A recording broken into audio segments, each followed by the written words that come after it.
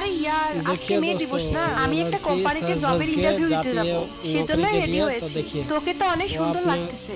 আজকালকার মেয়েরা নিজের স্কিন না দেখিয়ে ওদের ফেস আর ওদের ফিগার দেখিয়ে জব করে। আচ্ছা ঠিক আছে, আমার দেরি হয়ে যাচ্ছে, আমি গেলাম। All the best. जैसा ऐसा बात है तब उस लड़की को नौकरी नहीं मिलती है। देखिए आगे पूरा फुल वीडियो देखते रहे। মিস প্রীতি, আপনার সিভিটা তো অনেক ভালো, যেমনটা আমি চেয়েছিলাম, কিন্তু তোমার এটা অনেক বেশি হয়ে গেল না? অনেক বেশি মানে?